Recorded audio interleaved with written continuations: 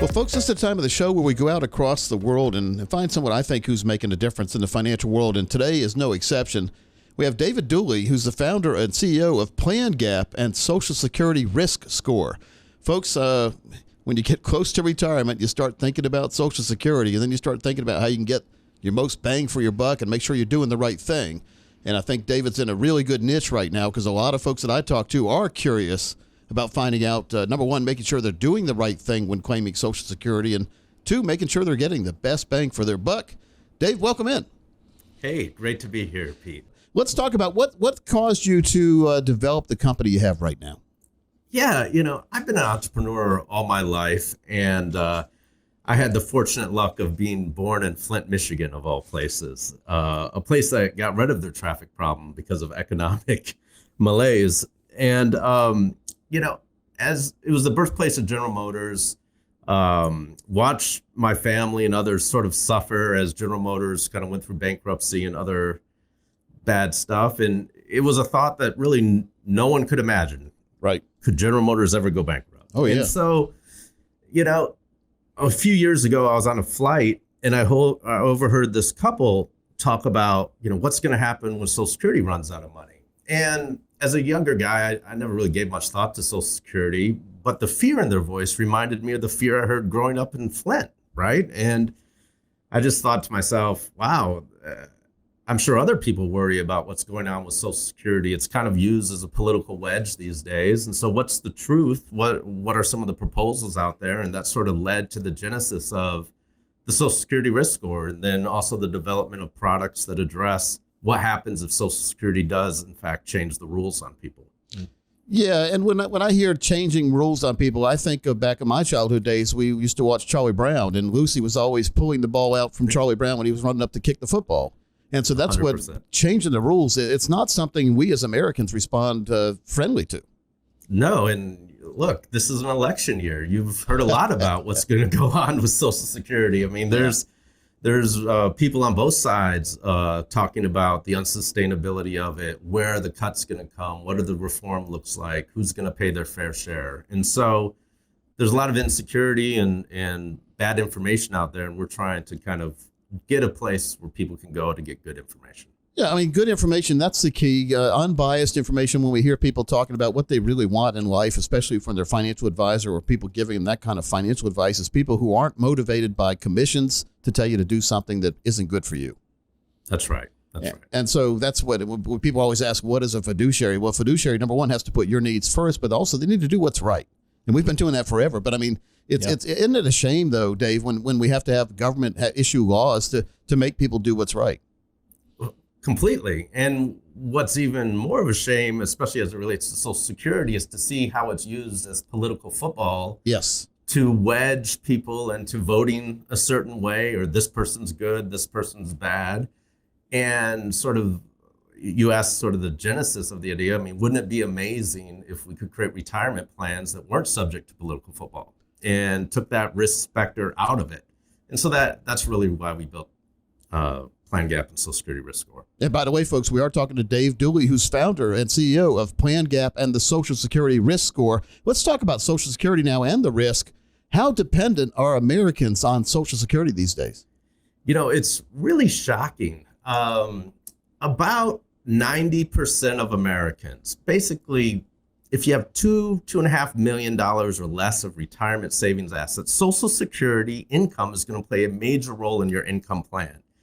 And you have the government talking about, wow, we might run out of money in 10 years, and then there's a 25% cut across the board, roughly.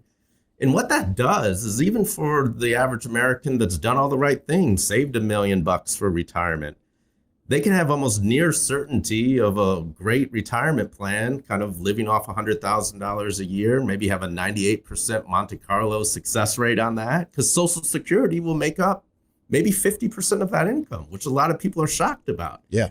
All of a sudden, if that 25% cut, that's the success of that retirement plan goes to a coin flip. And so what's amazing is, and what we've really tried to do is work with people, give advisors tools that allow them to say, wow, we think there's another risk out there. We think there's maybe policy risk, government policy risk. People talk about longevity risk and other things like that.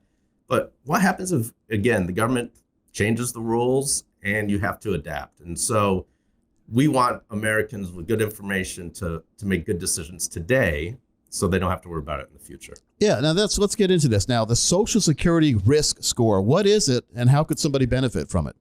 Yeah, what it is sort of like a diagnostic tool. It's the first diagnostic tool that takes an individual's unique situation. So asks a little bit about them, they fill out a quiz, then all of a sudden it says, based on where you are financially, your age, etc., this is the probability that you might be affected by Social Security reforms. Here are some of the reforms being proposed, and here's how you would match up against that. And so what's fascinating is we can just look as early as back as COVID to see means testing. Remember when COVID stimulus checks started being phased out from 75,000 up to 100,000, and a lot of people didn't receive COVID stimulus checks. That was a method of means testing. And you're already seeing politicians say, we might need to means test Social Security. Unfortunately, the government thinks $75,000 a year is rich. Well, the first four letters mean it all to me. It's mean.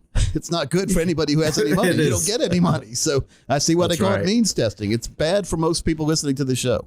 That's right. That's right. And again, this is the first sort of blood test. Think of it as almost a credit report, which gives you your own risk factors of where you might be subject to, quote unquote, the potential fixes of Social Security, because Social Security will be fixed one way or the other. Either they will pay less benefits, tax more, or probably do what I believe is a combination of both, but they will politically target, quote unquote, the rich to pay their fair share. Unfortunately, the definition of rich, falls kind of back into that working class American that's done all the right things, but still could be subject to political football. Yeah, when I grew up, $10,000, the $10,000 pyramid, $10,000 was a big thing. These days, it won't even get you a Yugo. So they don't make Yugos anymore, but you know what I'm saying? It's not inflation adjusted big amount of money anymore. Yes. So let's look at this now. Your program, you can come up with a Social Security risk score for anyone out there, and it weighs all the different factors on what they've saved and what they could qualify for Social Security, and gives them a number grade. Correct? That's right. That's right. That's exactly right. And then you can work with an advisor to say, look, what do I do about this risk? Just like you would any other risk in retirement. Yes. Yes. Well, you've been generous. Well, you've shared this with us. We're gonna use this software for folks when they call from this radio interview and show them what their real risk score is. Now, if somebody has a low risk score, is it correctable? Yeah. We can't necessarily change what the government might do, and so it's really showing what is the likelihood you might be affected by government, fixes of Social Security. But by planning early, sort of planning now, you can take the impact of those changes away, right? So if you wait to the last minute, it's sort of like walking between a balance beam. Easy to do if it's 1 foot off the ground, right? And you have a 10% chance of failure. But if you put that balance beam across skyscrapers, then, you might not be so willing to take that chance. I've seen those old pictures of the guys who were building the skyscrapers, and they were balancing on one beam. That was a real balance beam right there. That was a real balance beam. And so, again, what we want to do is say, hey, here's where your risk exposure might be. Let's talk about that today, so we don't wait to the last minute and put your, hard work retirement plan in peril.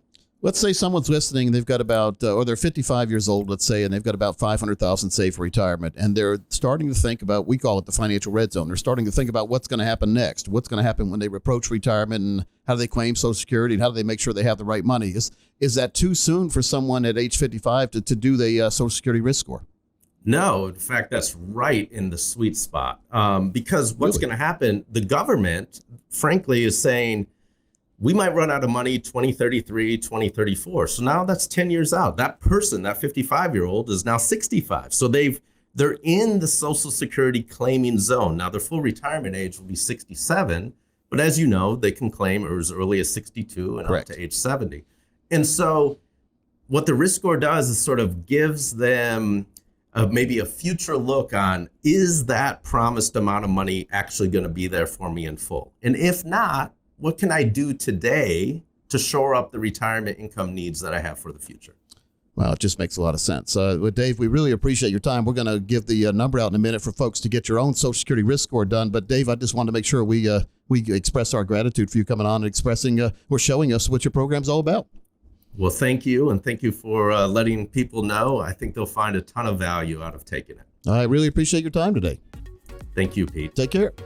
Okay.